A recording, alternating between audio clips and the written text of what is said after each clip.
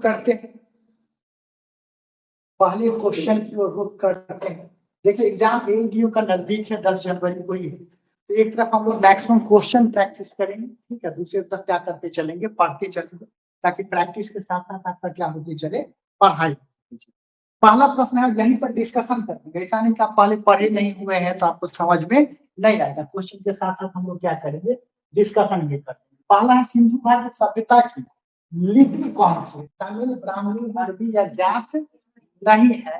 तो याद रखिएगा, सिंधु घाटी सभ्यता का जो लिपि है वह ज्ञात नहीं है, यानी कि पढ़ा नहीं जा सकता। ज्ञात नहीं है, ज्ञात नहीं कहने का मतलब इसको पढ़ा नहीं जा सकता, इसको पढ़ा नहीं जा सकता। क्यों नहीं पढ़ा जा चुका है? तो यह चित्र अभिलेखात्मक, ये कैसा लिपि है? यह चित्र अभिलेखात्मक लिपि है, या इसी को हम लोग कहते हैं पिक्टोग्राफिकल स्क्रिप्ट। पिक्टोग्राफिकल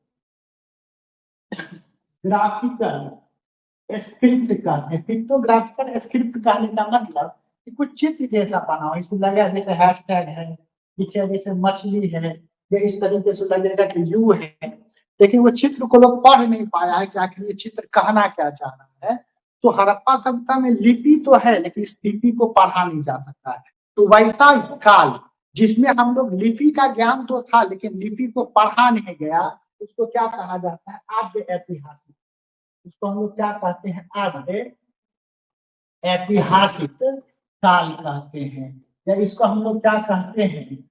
आपको proto historic age, proto historic age के नाम से हम लोग जानते हैं। तो यदि प्रश्न दे दे कि हड़प्पा सभ्यता किस काल का है, तो हम क्या बोलेंगे? आद्य ऐतिहासिक काल का है, क्योंकि इसमें लिपि तो है लेकिन लिपि को पढ़ा नहीं जा सकता है। कैसा लिपि है? तो लिपि ऐसा कैसा है? चित्र अभिलेखात्मक लिपि है, यानी कि चित्र बना हुआ है जिसको हम लोग समझ नहीं पाए कि यह चित्र किस चीज को दर्शाता है। तो जो महत्वपूर्ण लगे उसको हम लोग क्या करेंगे? नोट करके चलेंगे।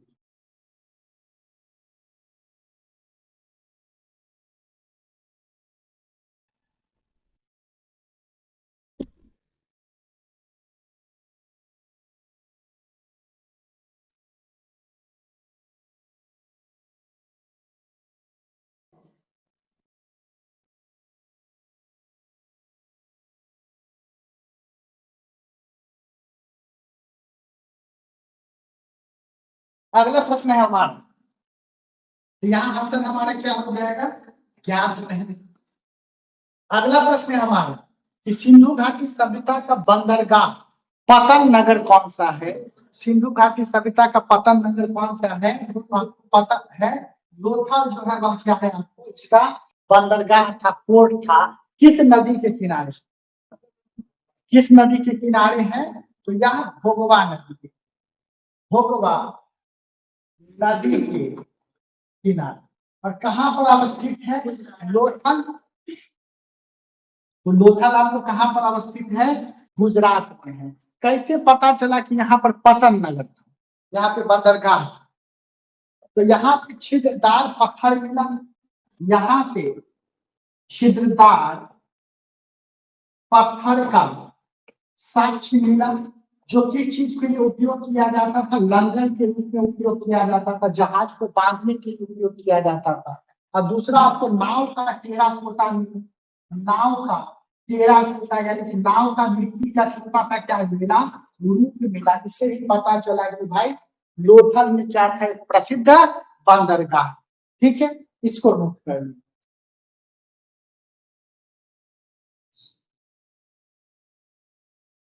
और ये लोग जो व्यापार करते थे इसमें दो तरह के नाव का उपयोग होता था।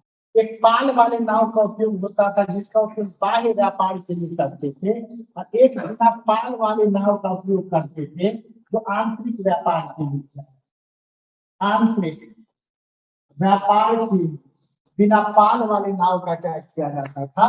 उपयोग।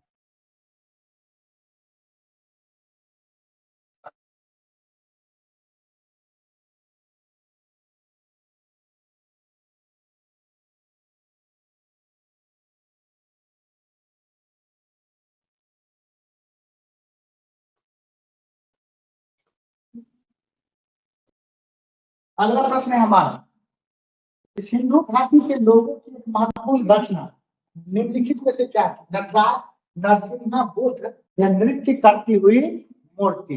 तो किस चीज का था? नृत्य करती हुई मूर्ति का प्रतिमा। और ये क्या चीज का बना हुआ था? ये कांस्य का बना हुआ था, ब्रॉन्ज का बना हुआ। ये कहाँ से प्राप्त किया गया था? तो यह मोहनजोदड़ो से क्या किया गया था? प्राप्त किया गया। मोहनजोदड़ो से इसको क्या किया गया था? प्राप्त किया गया था। अच्छा, नटराज की मूर्ति जो है किस काल में हो जाती है? नटराज की मूर्ति, तो नटराज की मूर्ति याद रखिए किस काल में खोजा गया है? ये दिया।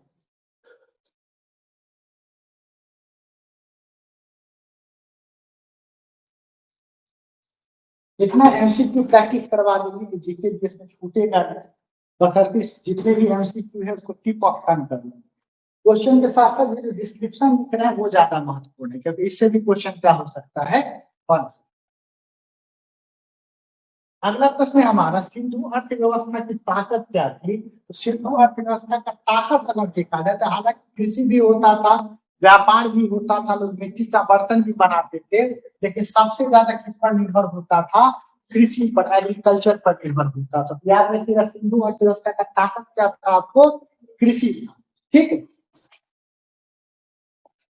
अगला है, सिंधु घाटी सभ्यता के लोग किसकी पूजा करते थे?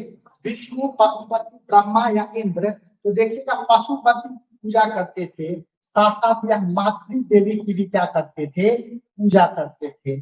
अगर हम पशु में बात करें तो पशु में एक सींग वाले बैल का, एक सींग वाले बैल की पूजा, बैल की पूजा ये लोग करते थे। अगर हम पक्षी में बात करें तो पक्षी में ये लोग तीतर की पूजा करते हैं। तीतर यानी कि डॉग जो है, इसकी ये लोग क्या करते थे? पूजा करते थे। पेड़ में बात करें, ये किसकी पूजा करते थे? पीपल की क्या करते थे? पूजा करते थे। साथ साथ ये लोग आपको पृथ्वी का भी क्या करते थे? पूजा करते। या पृथ्वी का भी क्या करते थे? पूजा करते थे। इसके अलावा पशुपति और मातृ देवी की तो पूजा करते ही करते थे। खुदाई में अधिक संख्या में क्या निकला? मातृ देवी का प्रतिमा निकला। इससे पता चलता है कि सिंधु घाटी की जो सभ्यता थी ये मातृ सतात्मक सभ्यता, मातृ सतात्मक सभ्यता माना जाता।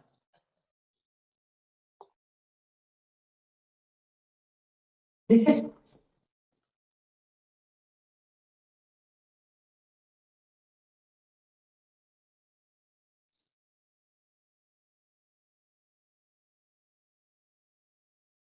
चलिए अगले प्रश्न की ओर बढ़ते हैं। अगला प्रश्न हमारा है, पहली बार कपास उपजाने का श्रेय किस सभ्यता को दिया जाता है? तो सबसे पहले कपास कहाँ पे उगाया गया है? ये सिंधु घाटी सभ्यता में सबसे पहले क्या उगाया गया है?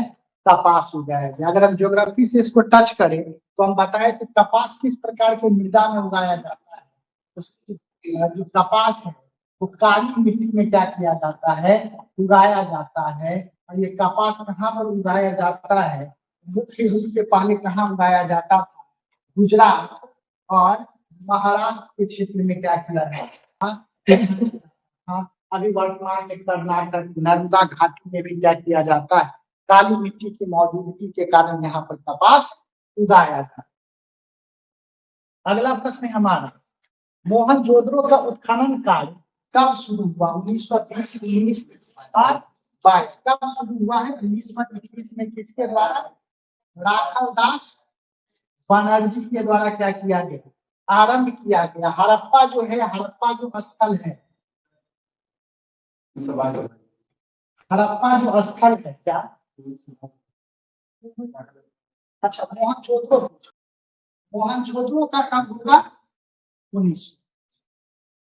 मोहनजोदड़ो का क्या होगा? 1922। हड़प्पा रहता तो क्या हो जाता?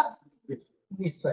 हड़प्पा देखो कहता है, हड़प्पा किस आगे से क्या याद रखेंगे? रानी। पीए से क्या रखेंगे? पाकिस्तान। तो याद रखिएगा, हड़प्पा जो स्थल है किस नदी के किनारे है? रावी नदी के किनारे। और कहाँ पर वर्तमान में है? पाकिस्तान में। तो हड़प्पा का खोज कब किया गया? 1921 में। और मोहनजोदड़ो का खोज कब किया गया? 1922 में। ठीक है, तो यहाँ पर क्या चीज पूछ रहा है? मोहनजोदड़ो। तो हमारा क्या आंसर हो जाएगा? 1922। अगला प्रश्न है, सिंधु घाटी सभ्यता के लोगों का मुख्य भोजन क्या था? क्या था?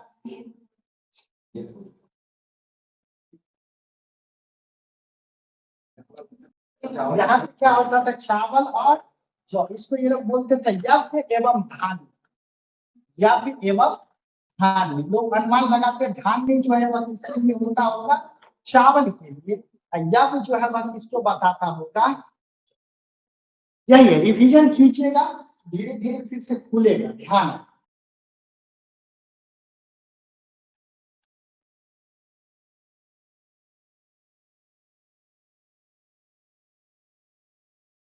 अगला है, 12वीं सदी के अंत में मध्य एशिया के किस शासक द्वारा भारत में केंद्रीय मुस्लिम राजनीतिक व्यवस्था स्थापित किया गया? चार ऑप्शन है, महमूद गजनवी, मोहम्मद गोरी, अल-फिकीर या इनमें से कोई। या देखिएगा, अस्थायी पूछ रहा है, शासक किसके द्वारा? तो क्या हो जाएगा? मोहम्मद गोरी के द्वारा। इसी का गुलाम आपको कौन था? एवं जो दिल्ली सल्तनत को आगे बढ़ाए, दिल्ली सल्तनत को क्या किया? आगे बढ़ाए। अलाउद्दीन क्या है? अलाउद्दीन के बारे में बताइए।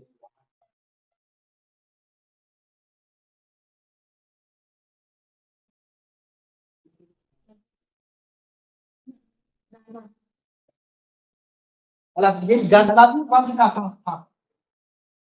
गजनवी वंश का संस्थापक अगर देगा तो यह कौन है?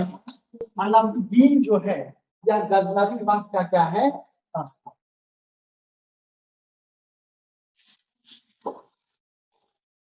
सब कुछ एकदम रिफ्रेश कर लेना है। इतना प्रश्न अभ्यास करवा देंगे कि आपको दिक्कत नहीं है।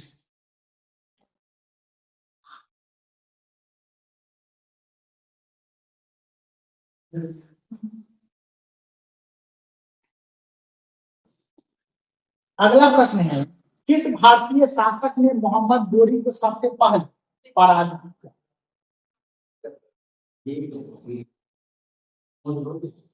अब यहाँ पर क्या है? मोहम्मद गोरी को सबसे पहले पराजित किया। क्या हो जाएगा? भीम।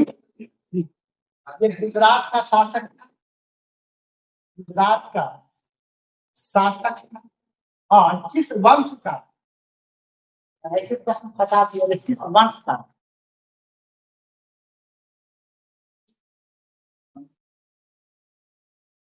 जब हिटलर के साथ अभ्यास करने का यही फायदा है। सोलंकी वंश। ये किस वंश का था?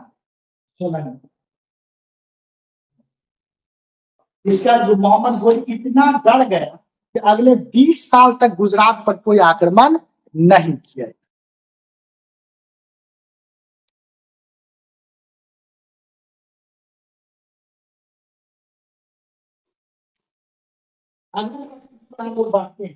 अगर मोहम्मद गोरी ने भारत पर अंतिम आक्रमण किस जाति के विरुद्ध किया है? जौनसारी, थारू या इनमें से कोई नहीं? काफी महत्वपूर्ण क्वेश्चन है। अंतिम आक्रमण किस पर किया? खोखर जनजाति। यही आदमी खोखर जनजाति किसकी हत्या कर दिया था? गोरी की क्या किया? हत्या कर दिया। जब गोरी वापस लौट रहा था तो यही इसकी क्या किया है? फिर हत्या कर दिया। तो गोरी की हत्या किसके द्वारा किया गया? ऐसे प्रश्न बना देगा। हत्या भी किसके द्वारा किया गया है? तो हत्या आपको खोखर जाति के, यह भी याद रखिएगा, हत्या किसके द्वारा किया गया? खोखर जाति।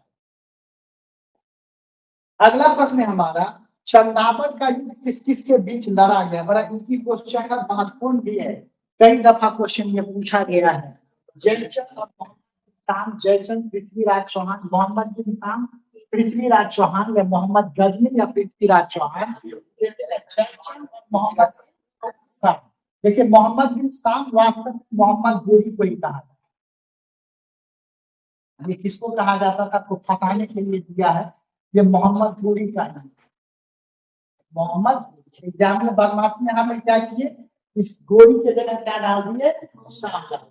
या इनमें से कोई नहीं ऑप्शन दे देता तो आप लोग और कंफ्यूज हो जाते, सोचते गोरी तो विकल्प में है नहीं, अब मुंह काली करके चले आते। ठीक है, तो यहाँ पर क्या हो जाएगा, जो जो एग्जाम में फंसा सकता है वो सारा यहाँ अभ्यास करना। अगला, महमूद गजनवी के संदर्भ में निम्नलिखित कथनों पर विचार कीजिए। वह भारत पर मुस्लिम शासन स्थापित करना चाहता है, उसने 1025 में सोमनाथ मंदिर पर आक्रमण किया। देखिए, यह अस्थायी शासन कभी भी स्थापित करना नहीं चाहता है। गजनवी लुटेरा, गजनवी लुटेरा, ठीक है, लेकिन ये सही है। यह 1025 में सोमनाथ मंदिर पर क्या किया, आक्रमण किया। केवल कौन सा कथन हमारा सही है, केवल दूसरा कथन हमारा क्या है, सही है, ये याद रखिएगा। महमूद गजनवी भारत पर कितनी बार आक्रमण, 17वां आक्रमण किसके विरुद्ध,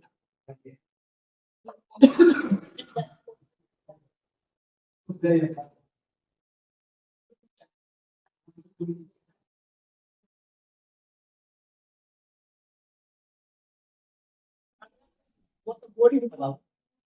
अगला है मूर्ति भंजक, किसे कहा जाता है, मूर्ति भंजक का मूर्ति तोड़ने वाला, मूर्ति तोड़ने वाला, या इसी को भूत शिकन कहा जाता है। इसी को क्या कहा जाता है, भूत शिकन के नाम से जानते हैं। तो भूत शिकन या मूर्ति भंजक किसको कहा जाता है, महमूद गजनवी को कहा जाता है, क्योंकि यह मूर्ति क्या करता था, तोड़ता था।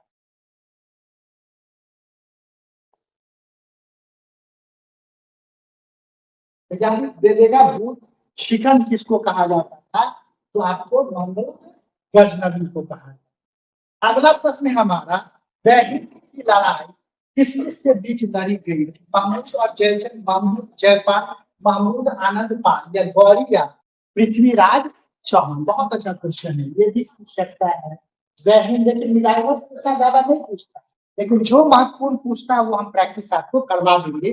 अलग से मिलाई पढ़ने की कोई जरूरत नहीं।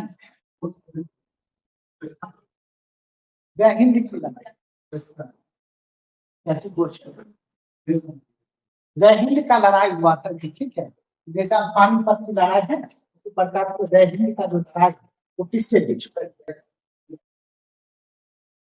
जैसे पानीपत का लड़ाई है, बक्सर का युद्ध है, इसी प्रकार से दैहिक का बहन जगह है, वो लड़ाई किसके बीच में होती, या महमूद और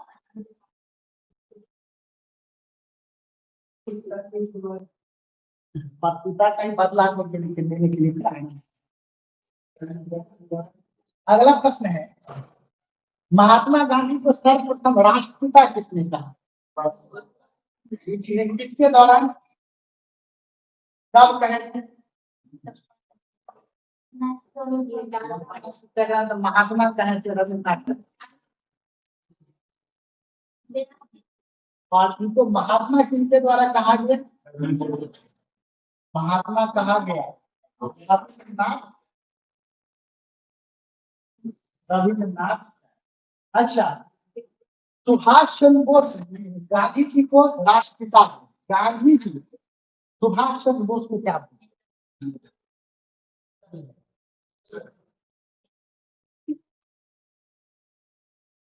गांधी जी क्या बन जाते,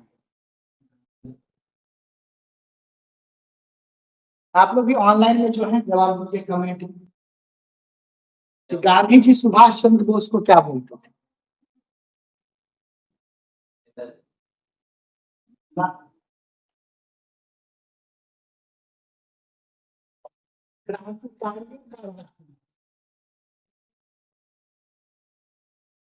क्रांतिकारी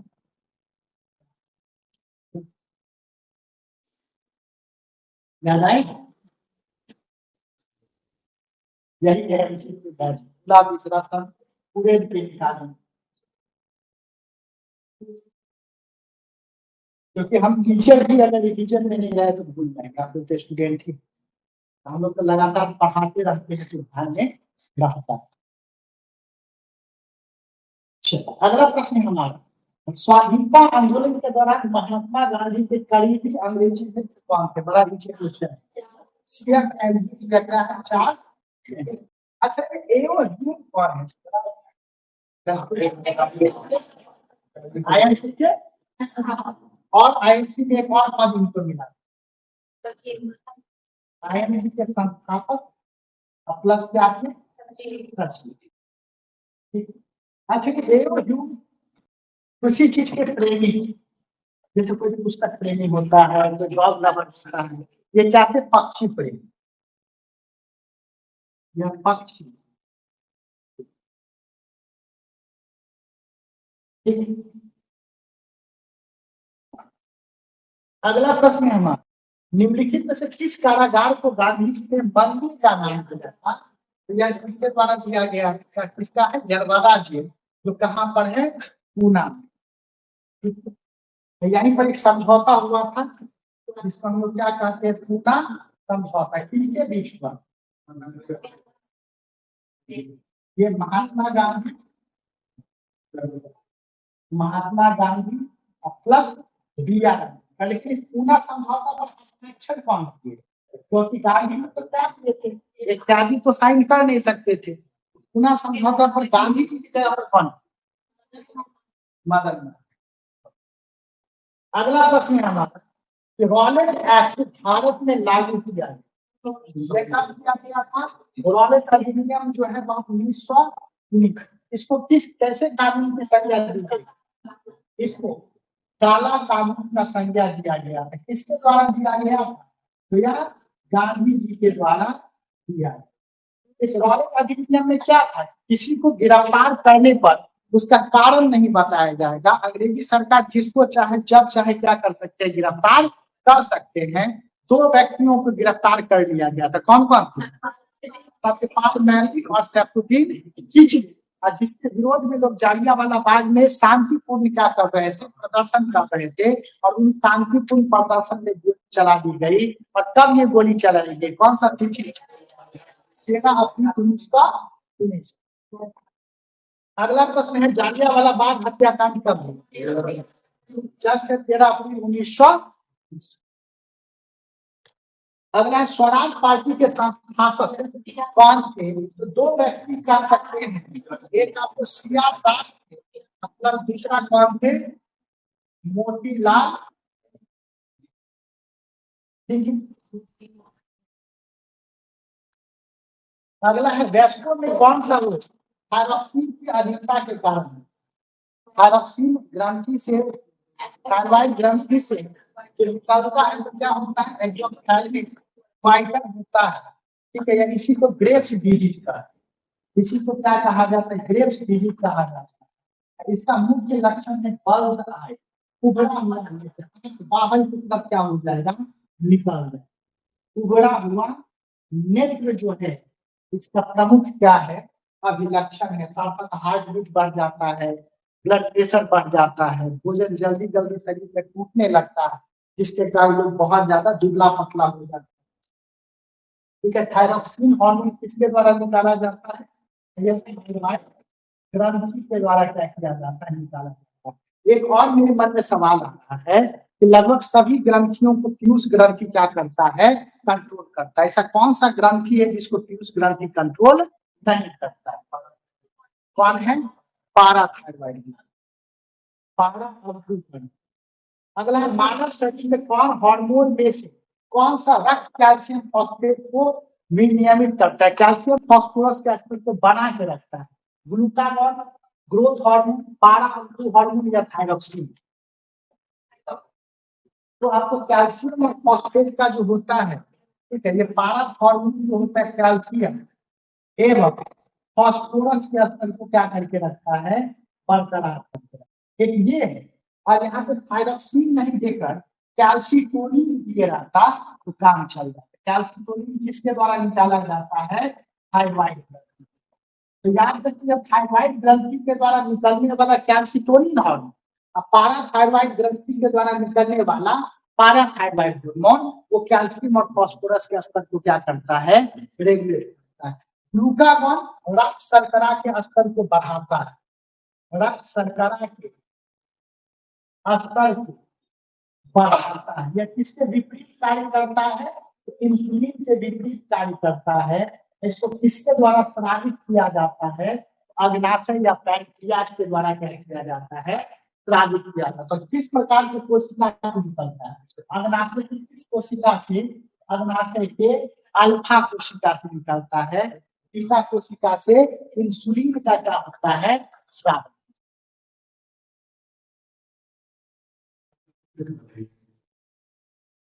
जो अग्नाशय है, पैंक्रियाज जो है हमारा, पैंक्रियाज में एक बीटा कोशिका होता है, दूसरा चार कोशिका बताए होंगे। बीटा कोशिका से क्या निकलता है? इंसुलिन। और अल्फा कोशिका से हमारा क्या निकलता है? ग्लूकागॉन। ठीक है। इंसुलिन का काम है कि हमारे शरीर में चीनी का मात्रा बढ़ता है, उसको घटाने का काम कौन करता है? इंसुलिन। लेकिन इंसुलिन का ठीक विपरीत, चीनी के मात्रा को बढ़ाने का काम कौन करता है? ग्लूकागॉन। अगर दे दे रक्त शर्करा के स्तर को घटाता कौन है? इंसुलिन। बढ़ाता कौन है? तो ग्लूकागॉन। या ऐसे भी प्रश्न बना देगा, इंसुलिन के विपरीत कौन सा हार्मोन कार्य करता है? तो क्या बोलिएगा? ग्लूकागॉन। दोनों कहां से स्रावित होता है? अग्नाशय से। एक अग्नाशय के बीटा कोशिका से स्रावित होता है, तो दूसरा अग्नाशय के अल्फा कोशिका से क्या होता है? स्रावित होता है। सब कुछ हम डिस्कस किए हैं। अगला प्रश्न है, कौन सा हार्मोन लड़ो या पूरो हार्मोन के नाम से हम लोग जानते हैं? तो दो हार्मोन है, एड्रीनलिन एवं non adrenaline. Adrenaline and non adrenaline, इसको लड़ो या पूरो हार्मोन के नाम से जानते हैं, या इसी को नेफ्रीन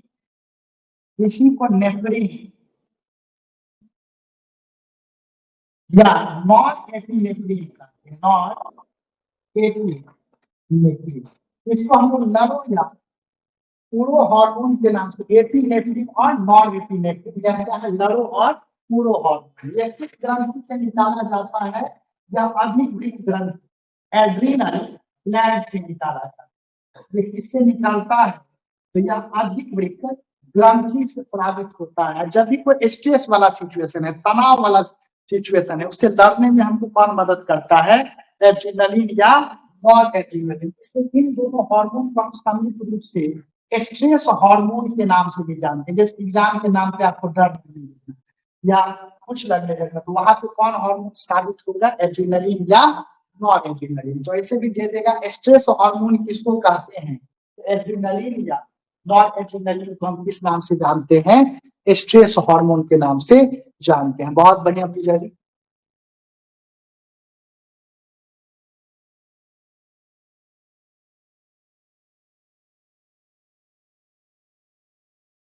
चल अगले प्रश्न की ओर बढ़ते हैं। अगला प्रश्न है, मधुमेह के उपचार हेतु हार्मोन इंसुलिन का आविष्कार किसके द्वारा किया गया? तो यह एफजी बेंटिन। इंसुलिन जो है, ठीक है, ये स्रावित किससे होता है? अग्नाशय से, पैंक्रियाज से। अग्नाशय के भी किस कोशिका से होता है? बीटा। इंसुलिन में एक धातु पाया जाता है, इंसुलिन में जो धातु पाया जाता है, धातु का नाम क्या है? लंबा शब्द भूलते जाएगा। इंसुलिन में जो धातु पाया जाता है उसका नाम क्या? जिंक यानी कि जस्ता। जो आर्टिफिशियल इंसुलिन बनाया जाता है, मानव निर्मित इंसुलिन कहाँ से प्राप्त किया जाता है? ये डालिया से प्राप्त किया जाता है। कौन से पौधा से प्राप्त किया जाता है? डालिया से। मानव निर्मित इंसुलिन, मानव निर्मित इंसुलिन बनाया। अगर किसी के शरीर में इंसुलिन नहीं बन रहा है तो बाहर से इंसुलिन देते हैं। वो इंसुलिन कहाँ से बनाते हैं? डालिया के जड़ से। तो क्या करते हैं? बनाते। ठीक है। ये किसका क्वेश्चन है?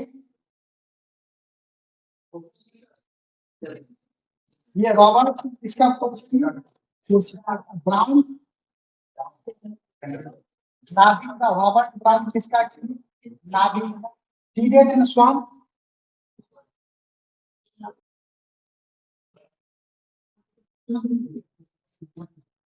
सेल थ्योरी, कोशिका सिद्धांत। जो जितना तेजी से दिमाग लगा लेगा वो निकल जाए।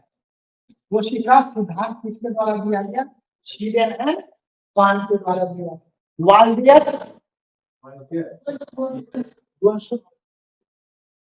अल्टमैन माइटोकॉन्ड्रिया, ठीक है। लाइपोकॉन्ड्रिया कौन नाम दिया?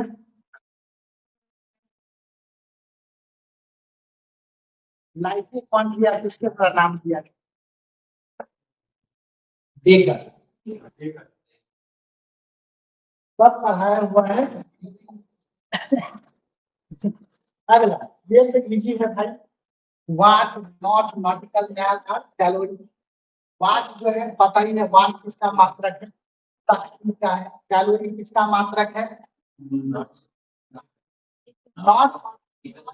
समुद्री जहाज की गति, नॉटिकल मैन नौ संचालन, कैलोरी किसका है?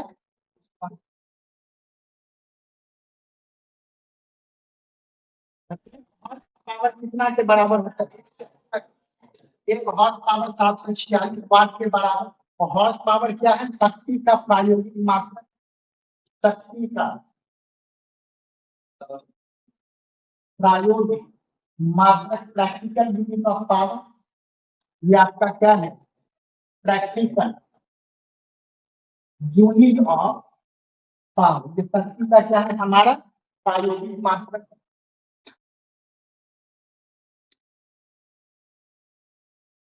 अगला है, निम्नलिखित में से कौन सी ऊष्मा की इकाई नहीं है? Calorie, kilo calorie, kilo joule या वाट। क्या हो जाएगा? वाट।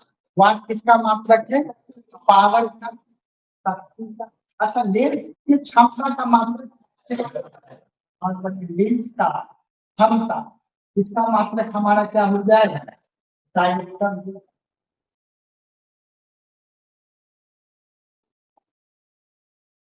अगला प्रश्न है, ऊष्मा की इकाई निम्नलिखित में से कौन सी नहीं है? सेंटीग्रेड, कैलोरी, अर्ग या जूल। क्या क्या हो जाएगा? सेंटीग्रेड। सेंटीग्रेड किसका हो जाएगा? टेम्परेचर, तापमान।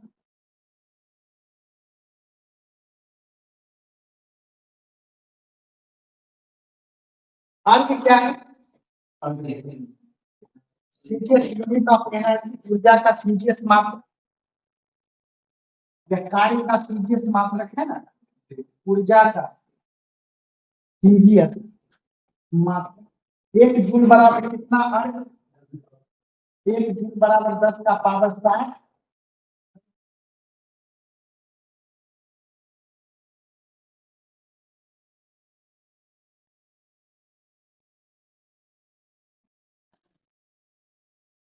चलो अगले प्रश्न की ओर आते हैं।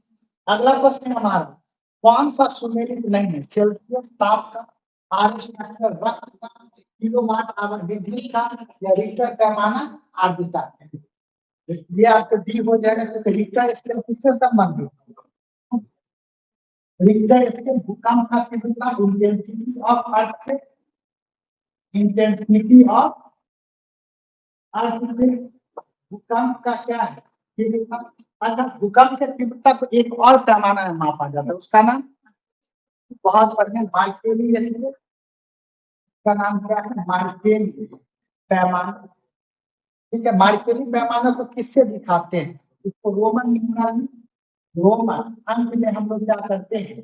प्रदर्शित करते हैं। तो यह केवल भूकंप के गुणात्मक मान को दर्शाता है कि ज्यादा है या कम है। कितना ज्यादा है या कम है, ये हम लोग इससे अनुमान नहीं लगा सकते।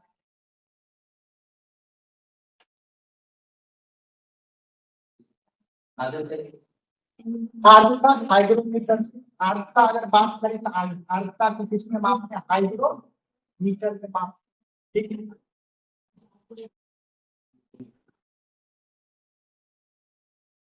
है। अगले प्रश्न की ओर बढ़ते हैं। अगला प्रश्न है हमारा, निम्नलिखित में से किस भौतिक राशि को जोड़े की विमाएं समान है? बहुत अच्छा क्वेश्चन है।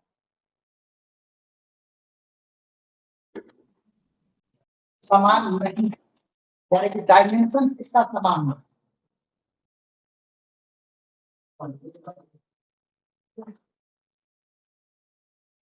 समान नहीं,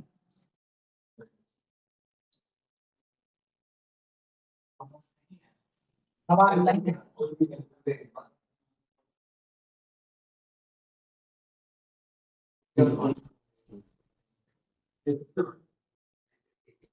एक बताओ, निकाल देते हैं। लेकिन ऊर्जा का क्या होता है, M H square T inverse, या किसका होता है ऊर्जा का, कोणीय संवेग बराबर क्या होता है, एम गुने वी गुने क्या होता है आर, इसको कैपिटल एम, वी का क्या होता है L T inverse minus two two one minus one, गुने क्या होता है एल, तो यहाँ क्या होता है M N square T inverse, और दोनों समान है नहीं है, तो क्या होगा ऊर्जा और कोणीय संवेग। तो तरीका भी पता है, एग्जाम में अगर कंफ्यूजन हो तब क्या कर सकते हैं, निकाल भी सकते हैं। अगला है, गुरु शिखर पर्वत चोटी कौन से राज्य में अवस्थित है, मध्य प्रदेश और महाराष्ट्र, तो राजस्थान। गुरु शिखर का विशेषता अरावली पर्वत का सर्वोच्च शिखर, अरावली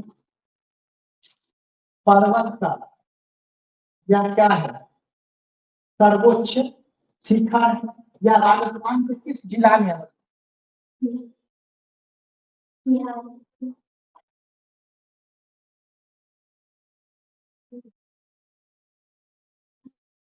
जीव के है कुछ आ गया मतलब बुला दीजिए सिरोही जिला,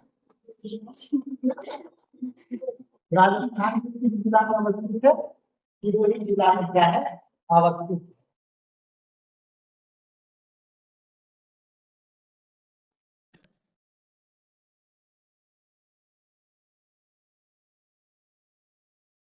अगला प्रश्न है, भारत से निम्नलिखित तटों में से कौन कृष्णा डेल्टा मध्य कैमोरी के मध्य क्या है अवस्थित है, बहुत मूल क्वेश्चन है। ये क्या है कृष्णा डेल्टा और केप कैमोरी के मध्य क्या है अवस्थित है, यह तट कौन हो जाएगा, उत्तरी सरकार कहाँ का तट कहलाता है, उत्तरी सरकार आंध्र प्रदेश, मालाबार तक केरल का तट, कोंकण तक महाराष्ट्र से लेकर गोवा तक का तट, यह क्या कहलाता है महाराष्ट्र।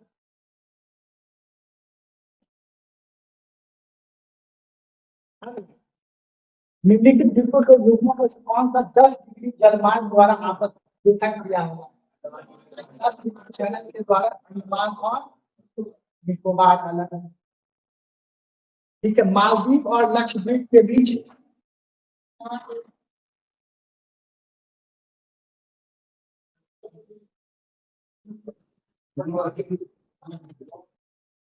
किसके किसके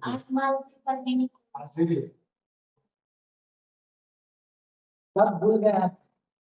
मालदीव और लक्षद्वीप के बीच याद कीजिए, याद है लक्षद्वीप को 3 पार्ट में बांटे थे, लक्का और मिनी, याद कीजिए सब भूल गए। अगला है, हिमालय में हिम रेखा निम्नलिखित में से बड़ी है। हिम रेखा आदमी सवाल पूछे हैं कि वैसा ऊंचाई जिसके ऊपर बर्फ मिलना शुरू, जिसके ऊपर बर्फ मिलना शुरू हो जाए वही आइस लाइन कहलाता है या हिम रेखा कहलाता है। ऐसा नहीं कि हिमालय है तो नीचे से ही बर्फ मिले, कुछ ऊंचाई के बाद बर्फ मिलना क्या होता है शुरू होता है। हिमालय में आपको लगभग 40 से ऊपर अगर जाइएगा तो बर्फ मिलना क्या हो जाएगा स्टार्ट हो जाएगा, आरंभ, कहीं 45 दिया रहेगा कहीं 45 दिया रहेगा। निम्नलिखित में से कौन सा विशालतम हिमनद है, लार्जेस्ट ग्लेशियर कौन सा है, तो सबसे बड़ा कौन है सियाचिन। विश्व का सबसे ऊंचा युद्ध का मैदान यही है, विश्व का सबसे ऊंचा युद्ध का मैदान, भारत का सबसे बड़ा हिमनद, जब भारत का विशालतम भारत का विशालतम हिमनद, साथ साथ ये किस घाटी में अवस्थित है, सियाचिन ग्लेशियर जो है वो किस घाटी में अवस्थित है, तो याद रखिएगा सियाचिन ग्लेशियर नुब्रा घाटी में क्या है अवस्थित। बहुत बढ़िया, सियाचिन ग्लेशियर जो है यह कहाँ अवस्थित है, नुब्रा घाटी में क्या है अवस्थित। नुब्रा घाटी नाम क्यों पड़ा, यह नुब्रा नदी का घाटी है। नुब्रा नदी ही क्या करती है प्रवाहित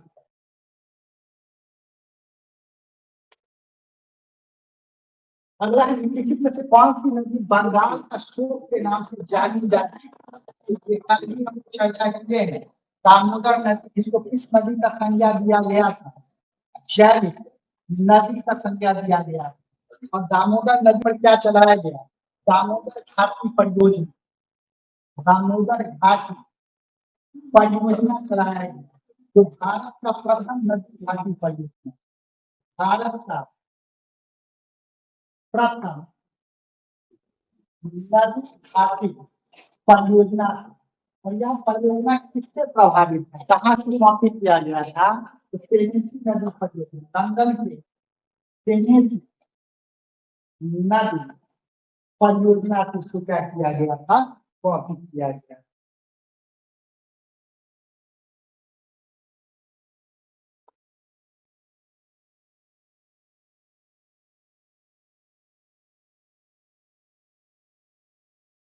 आगे आगे बहुत भूल गए हैं, आपको एकदम याद रखें। बिहार का पहला नदी घाटी परियोजना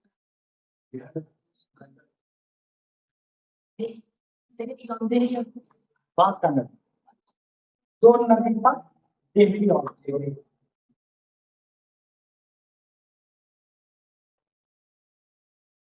ठीक।